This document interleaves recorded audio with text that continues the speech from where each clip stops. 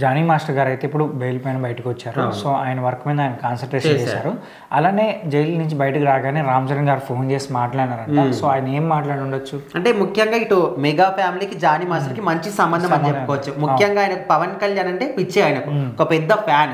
చిన్నప్పటి నుంచి చాలా సందర్భాల్లో చెప్పాడు, ఈవెంట్స్ లో కానీ ఆయన నేషనల్ అవార్డు వచ్చినప్పుడు, అంటే అప్పుడు సందర్భం రాకపోవచ్చు, తర్వాత వచ్చిన తర్వాత కూడా ఆయన షేర్ చేసుకోవడం జరిగింది. నాకు పవన్ కళ్యాణ్ అన్న, మెగా ఫ్యామిలీ అన్న, ఇప్పుడున్న mega power star Ram Charan అన్న చాలా ఇష్టం అని. అయితే ఈ క్రమంలోనే ఆయన ఒక లేడీ కొరియోగ్రాఫర్ తన మీద లైంగిక వేధింపులని కేసు పెట్టడం, అరెస్ట్ చేయడం చాలా గోలగోల జరిగిపోయింది అప్పట్లో. సో జైలు నుంచి బయటకు వచ్చిన తర్వాత, బెయిల్ మీద వచ్చిన తర్వాత ముందుగా తనకు ఫోన్ కాల్ చేసింది ఎవరంటే రామ్ చరణ్.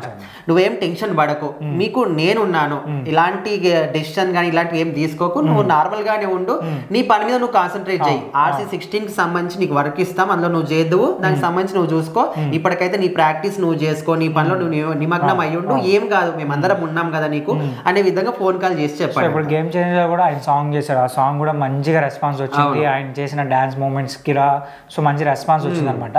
సో ఇప్పుడు ఏంటంటే RC16 లో కూడా అవకాశం ఉందని తెలుస్తుంది. సో ఇప్పుడు మళ్ళీ ఆయన కంబ్యాక్ ఇవ్వడానికి మంచి ఛాన్స్ ఖచ్చితంగా. ఎందుకంటే జానీ మాస్టర్ మనం గతంలో చూస్తాం, అల్లు అర్జున్కి ఇచ్చిన స్టెప్స్ కూడా ఎంత ఫేమస్ అయ్యాయి. ముఖ్యంగా సాంగ్ ఏమో కానీ సాంగ్ లో ఉన్న స్టెప్స్, అది కూడా జానీ మాస్టర్ ఇచ్చిన స్టెప్స్ అన్ని కూడా మంచి ఫేమస్ అవుతూ ఉంటాయి.